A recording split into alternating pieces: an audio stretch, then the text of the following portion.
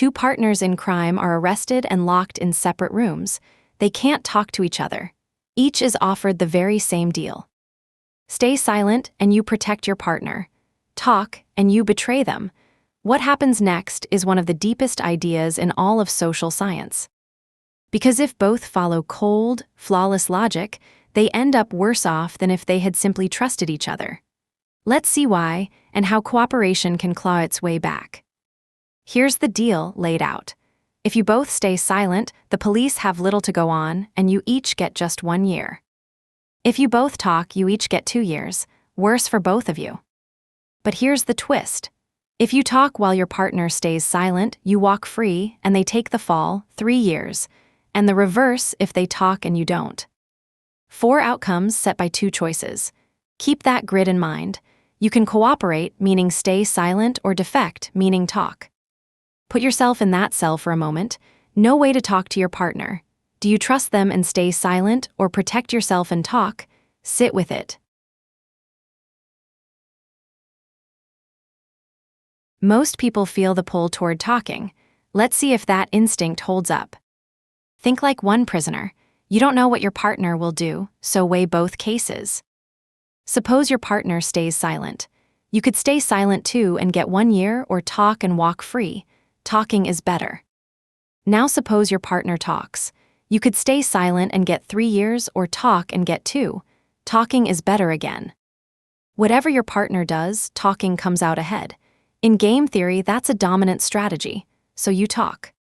But your partner is just as clever and faces the exact same choice. So they reason the same way and they talk too. You both defect, you both get 2 years. Yet if you had both stayed silent, you'd each have gotten 1. Cold logic delivered a worse outcome for everyone. Sit with how strange that is. Every individual step was the smart one, and yet the 2 of you landed in a place neither of you wanted to be. That's the paradox.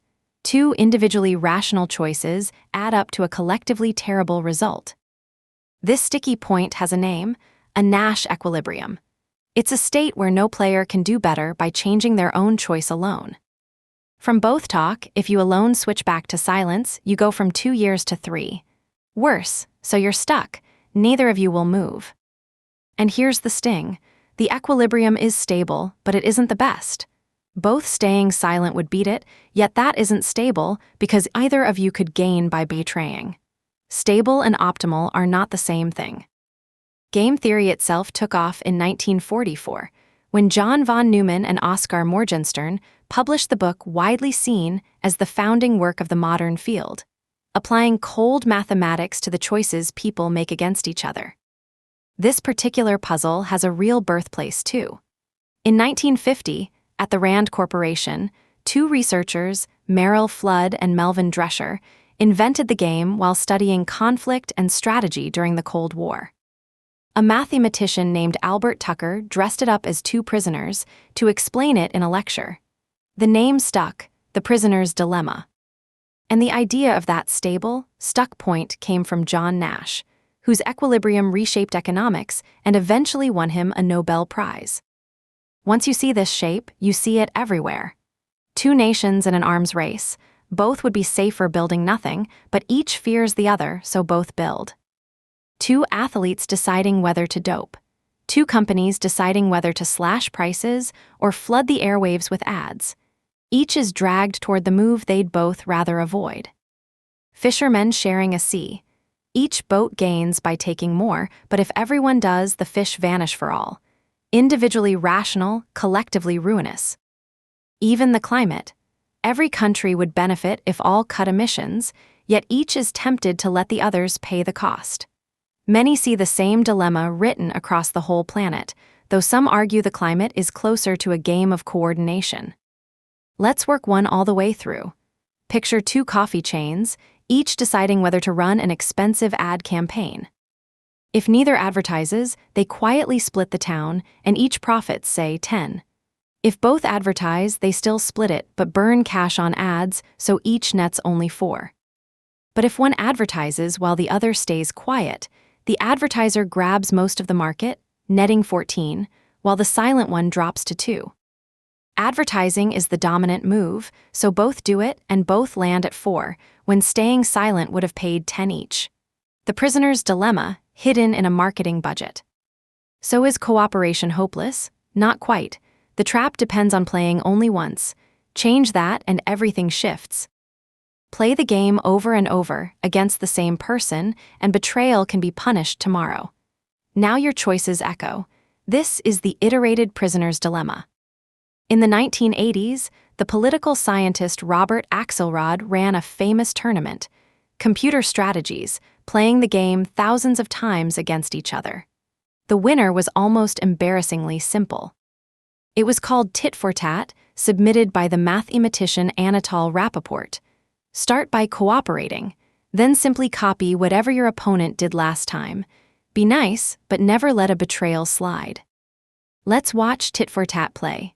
We'll pit it against a hothead who always defects and a pushover who always cooperates over many rounds. Against the always defector, tit-for-tat loses the very first round, then mirrors the betrayal and matches it from then on. It never gets badly exploited. Against a fellow cooperator, both stay nice the whole way, piling up the best mutual score. Tit-for-tat wins tournaments not by beating others head-to-head, but by drawing cooperation out of them.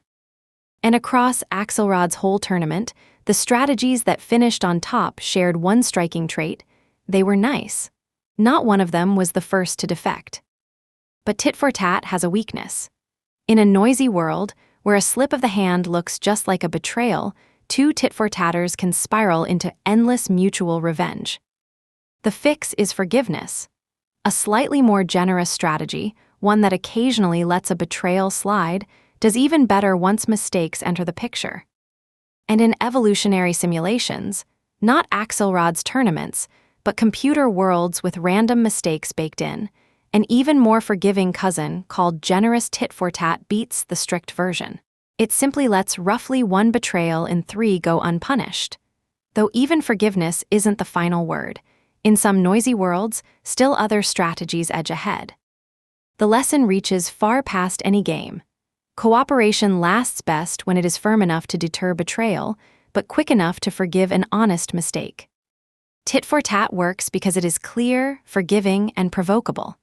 It rewards cooperation, answers betrayal at once, and then moves on, holding no grudge.